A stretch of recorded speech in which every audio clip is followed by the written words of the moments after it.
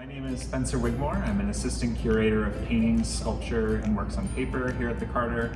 And today I'm going to tell you about an exhibition that opened about 2 days before we closed to the public.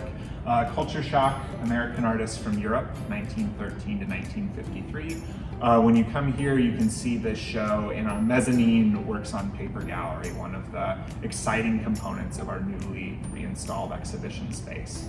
And the purpose of this show is to highlight a component of the Carter's Works on Paper collection that hasn't previously been on view or received the focused attention of an exhibition.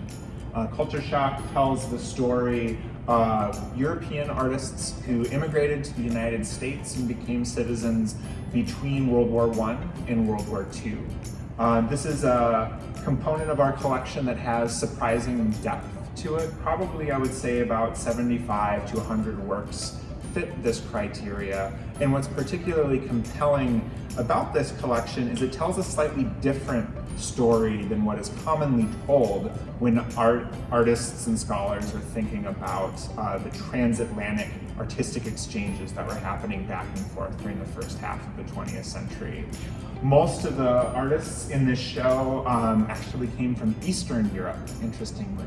Ukraine, Hungary, various portions of what was then known as the Russian Empire. And so bringing them all together for the first time really allows us to show the range of backgrounds that these artists had. Some of them were globetrotting students, already well-established professors of art. Others were refugees and political exiles, some of them who came as children. So it's difficult to lump them all into one box, even though they were really participating in very similar artistic currents. And the purpose of this show is to highlight a spectrum of emotional and stylistic and artistic responses to the United States that these artists had. So when you first step into the mezzanine space, just to the left of the title wall, one of the first works you'll see is one of the masterworks from the Carter's permanent collection, Joseph Stella's Untitled Watercolor, made roughly between 1914 and 1918. An Italian immigrant, Joseph Stella really came to see himself as an artistic spokesperson for his adopted city of New York City, which he portrayed in these kaleidoscopic abstractions, these whirls of color that were evoking the dynamism of the city at night.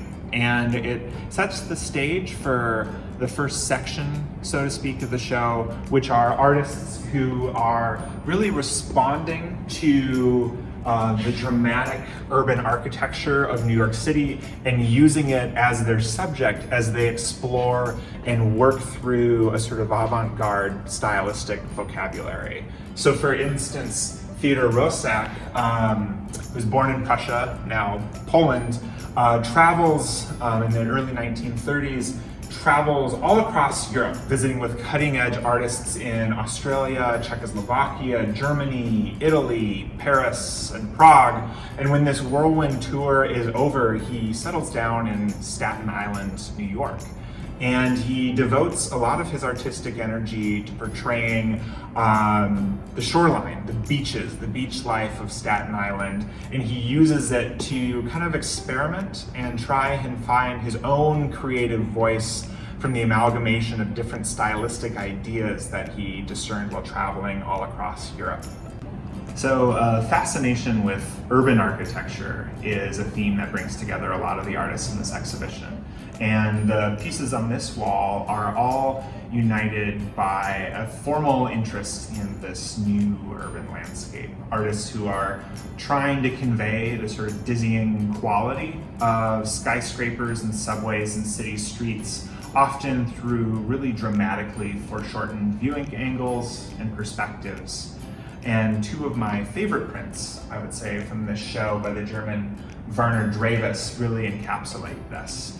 These, looking dramatically upward, conveying this monumental industrial scale, depict grain elevators that Drewes visited in 1927 at the end of a 3-year tour of South and North America.